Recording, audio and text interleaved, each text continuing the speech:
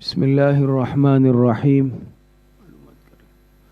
نحمده ونصلي ونسلم على رسوله الكريم أما بعد فأعوذ بالله من الشيطان الرجيم بسم الله الرحمن الرحيم قال الله تبارك وتعالى وإن تعدوا نعمة الله لا تحصوها وقال الله تبارك وتعالى لئن شكرتم لأزيدنكم ولئن كفرتم إن عذابي لشديد وقال رسول الله صلى الله عليه وسلم لا تكونوا عيابين ولا مداحين ولا طعانين ولا متماوتين صدق الله العظيم۔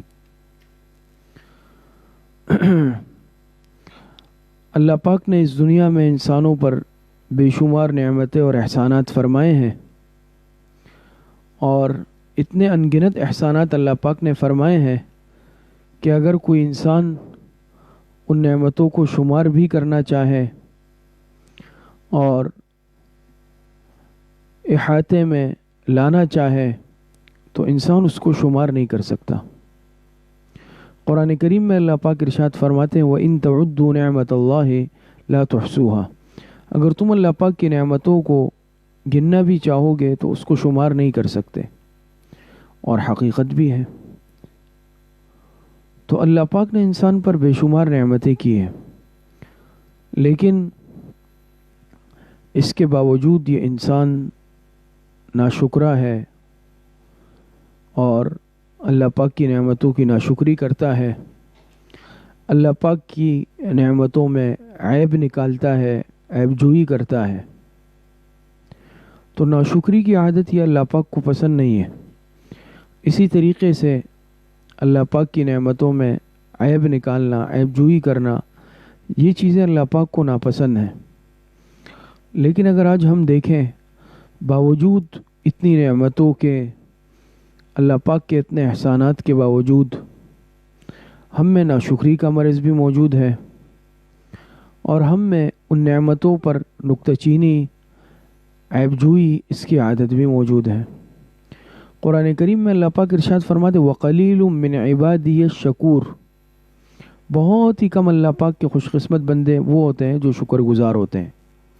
قلیل فرمایا وَقَلِيلٌ مِّنْ عِبَادِيَ الشَّكُورُ، فرماتے ہیں میرے بندوں میں بہت ہی کم بندے شکر گزار ہیں۔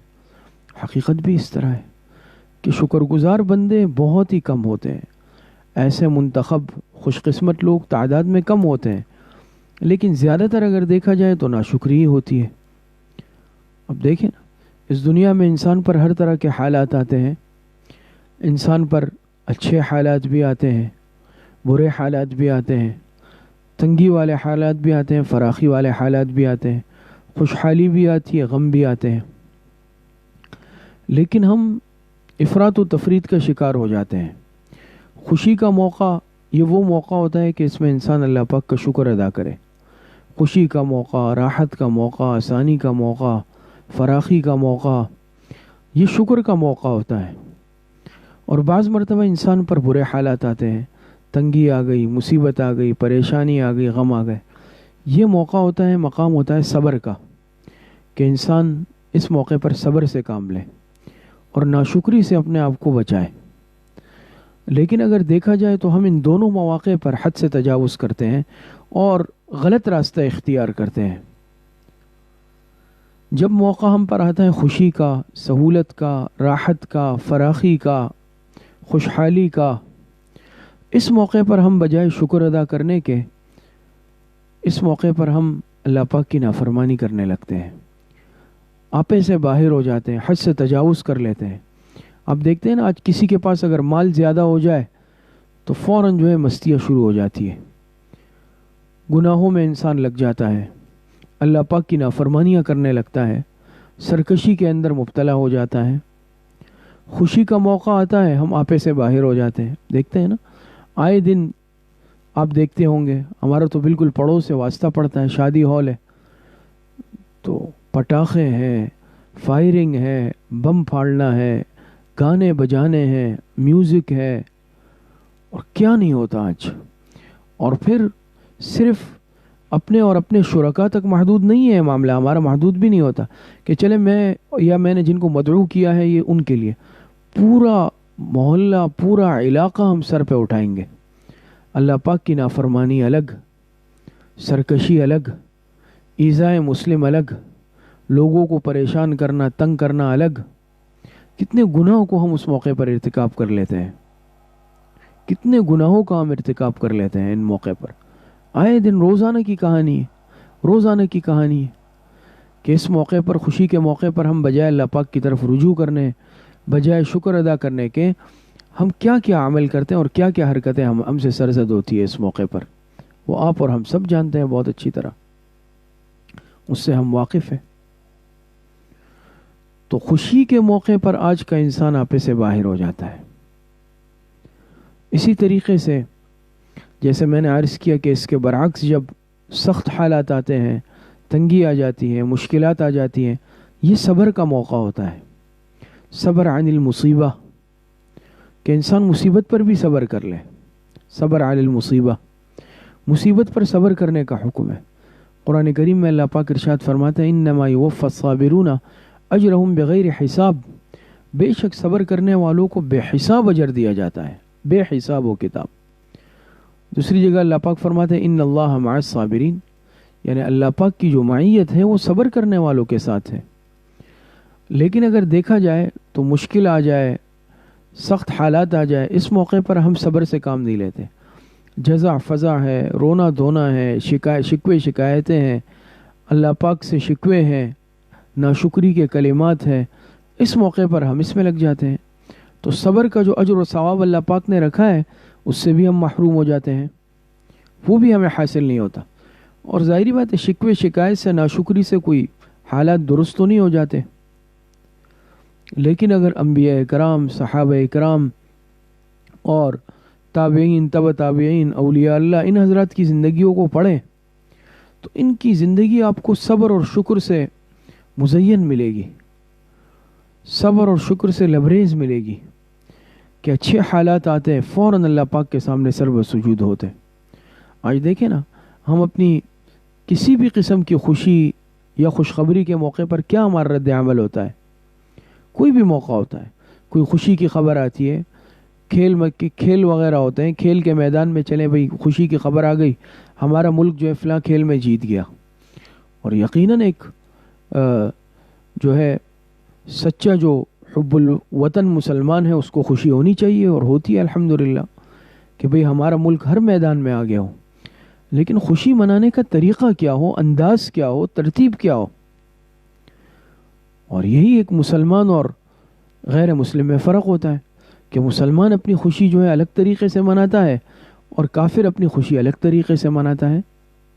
لیکن اگر ہم بھی انہی کے طرز پر، انہی کی ترتیب پر چل کر خوشی منائیں، ناچ گانا شروع ہو جائے، خدا نخواستہ شراب نوشی شروع ہو جائے اور بم پٹاخے شروع ہو جائے، گانے باجے ڈھول شروع ہو جائے، نامناسب جملے زبان سے نکالنا، چیخ و پکار کرنا، سیٹیاں بجانا، تالیاں بجانا اور اس طرح کی حرکتیں اونچی قسم کی، یہ تو خوشی منانے کا طریقہ نہیں ہے. خوشی بالکل منائی جا سکتی ہے کہ انسان دل میں بھی خوش ہو، ظاہر میں بھی خوش ہو. اور سب سے خوشی منانے کا طریقہ بہترین یہ ہے کہ انسان اللہ پاک کا شکر ادا کرے کہ اللہ تو نے ہمارے ملک کو یہ کامیابی دی، یا مجھے یہ کامیابی دی، یا مجھے یہ خوشی دی. جو بھی موقع ہو تو انسان ایک تو اس پر منکرات کا اس موقع پر ارتکاب نہ کرے.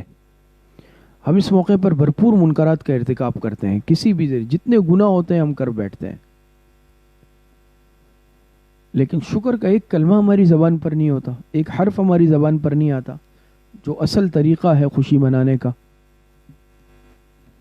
انبیاء اکرام علیہ السلام کی سیرت کو دیکھا جائے، آپ کو وہاں اللہ پاک سے شکوے شکایت نہیں ملیں گے، نعمتوں پر شکر کی ادائیگی ملے گی کہ نعمتوں پر شکر ادا کرتے تھے. حضرت یوسف علیہ السلام کا قصہ تفصیل کے ساتھ آپ پڑھ چکی ہیں تفاسیر وغیرہ میں بھی. تو حضرت مفتی اعظم مفتی محمد شفیع صاحب رحمۃ اللہ علیہ فرماتے ہیں کہ دیکھیں یہ انبیاء کی جو سیرت ہے یہ پڑھیں کہ یوسف علیہ السلام پر کتنے حالات آئے.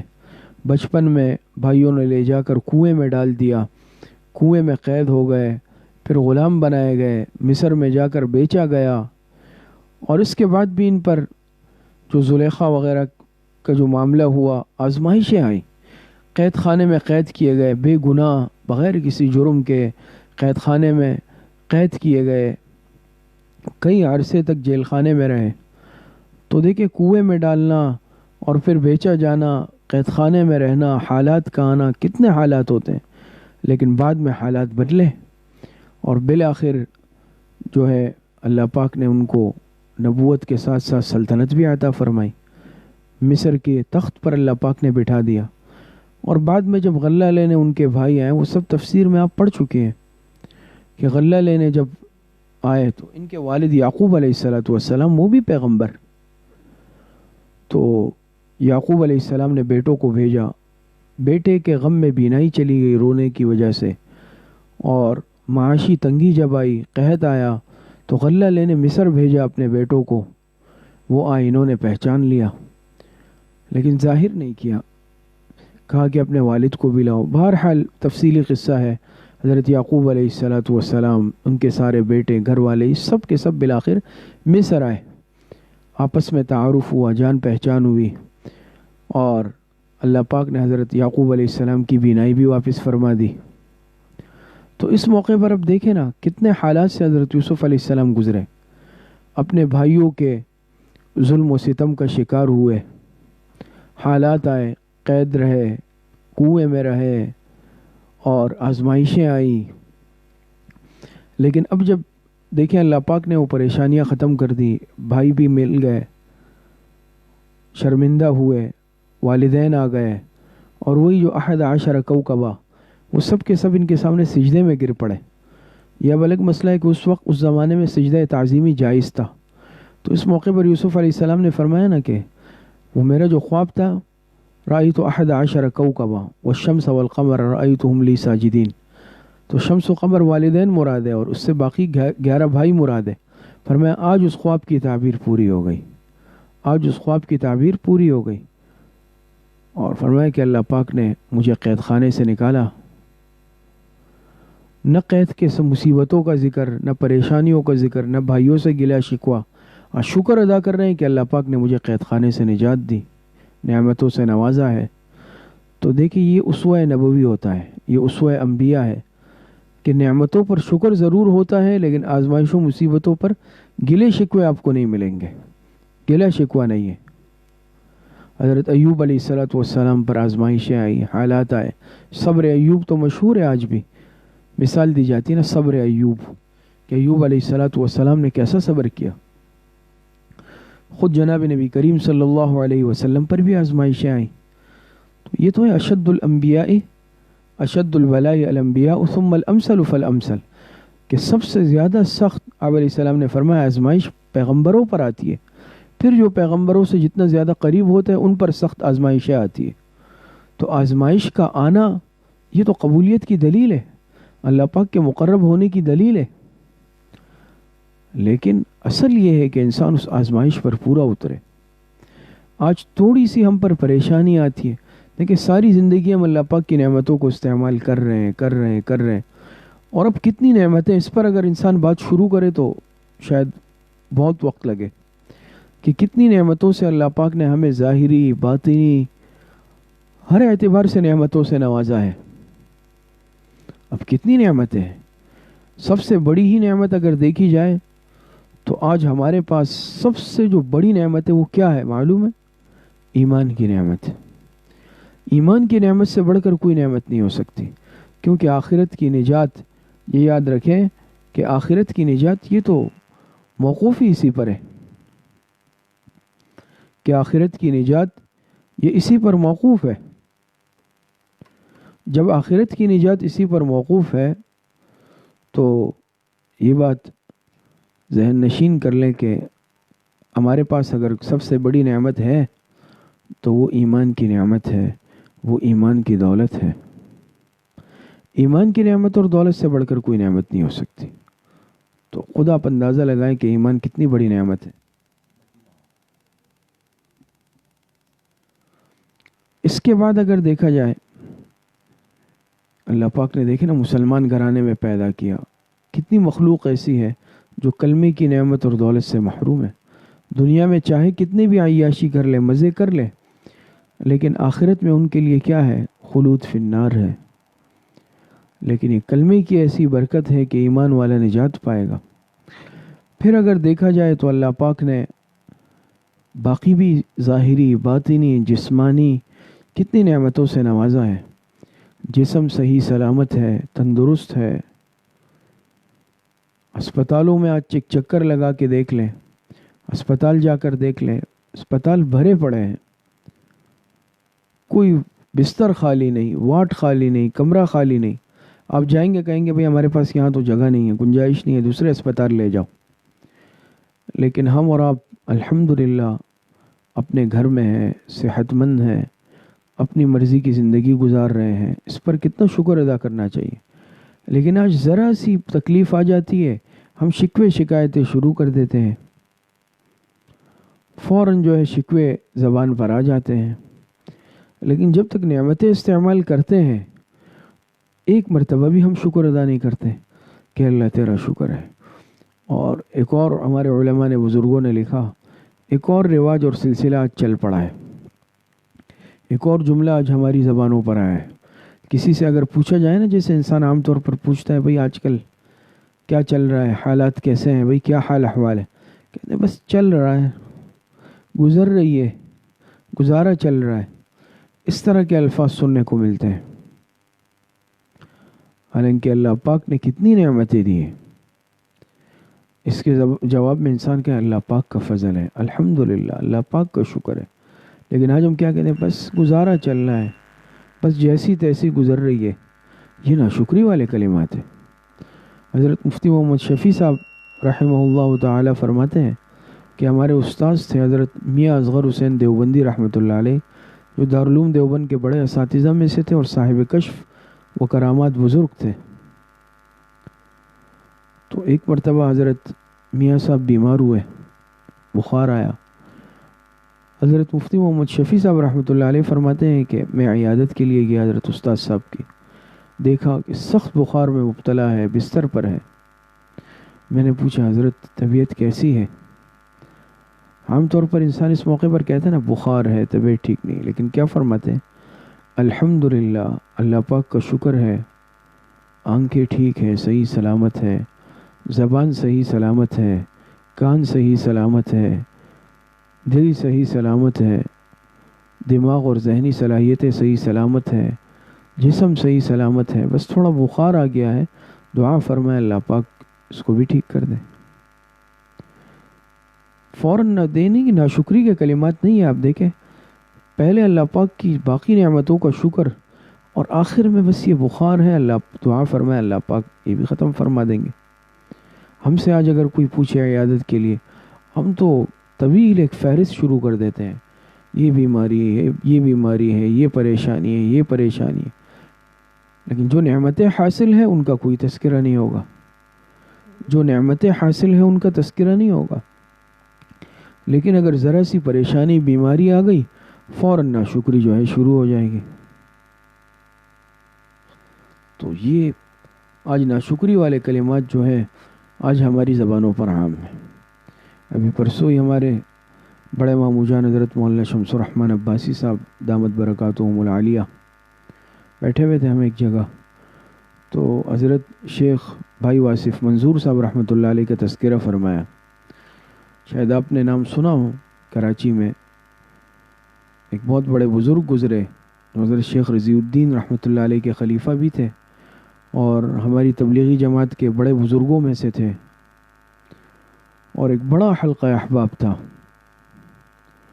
تو آخر میں حضرت سخت بیمار ہوئے، اور اللہ پاک کی طرف سے ہوتا ہے، تو جسم میں کینسر پھیل گیا، پورے جسم میں پھیل گیا، اسپتال میں داخل تھے، اور آپ کو معلوم ہے مرض کتنا تکلیف دہ ہوتا ہے۔ لیکن ہمارے بڑے ماموں فرماتے ہیں کہ ہم جمعے کی رات کو جاتے تھے عیادت کے لیے، تو جب ملاقات ہوتی تھی میں پوچھتا رہا حضرت ابھی طبیعت کیسی ہے؟ فرماتے رہے بہت بہتر ہے، اللہ پاک کا بہت فضل ہے، حالانکہ صحت بالکل ایسی ہو گئی تھی، جسم بالکل ختم ہو چکا تھا۔ پھر آئندہ جب جانا ہوتا تھا اگلی جمعرات کو، میں نے پھر پوچھا حضرت اب طبیعت کیسی ہے؟ فرمایا اللہ پاک کا فضل ہے، پہلے سے بہت بہتر ہے۔ کبھی ایک حرف ناشکری کا زبان پر نہیں آتا. ہمیشہ فرماتے اللہ پاک کا بہت فضل ہے، پہلے سے بہت بہتر ہے.